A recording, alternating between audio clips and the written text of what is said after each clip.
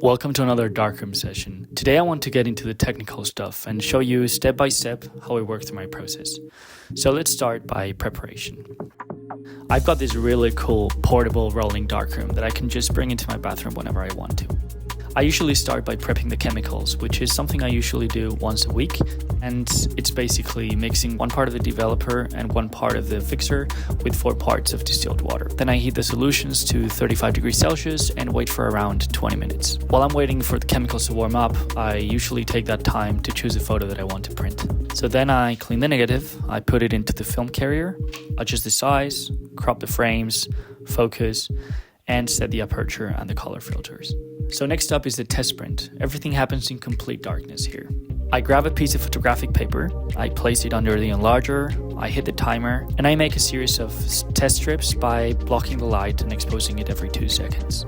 This helps me figure out the best exposure times that I'm going to use in my final test print. Once that's done, I put the piece of paper into a jawable container and I run it through the chemicals, 1 minute in each of them.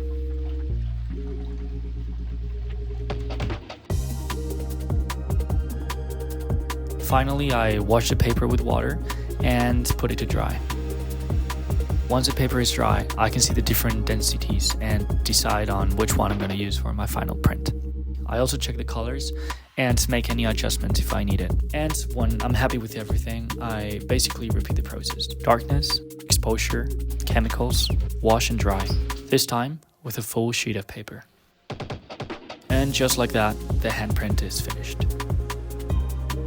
And now it starts the editing process.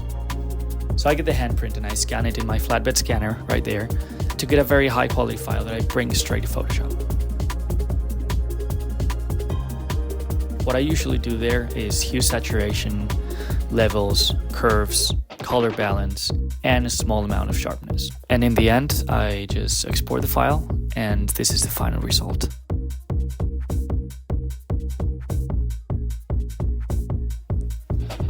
So yeah, I hope you enjoyed the journey. If you have any kind of questions or you'd like to make a darkroom at home yourself, feel free to drop a comment or write me on DMs and I'll be super happy to help you. See you in the next one.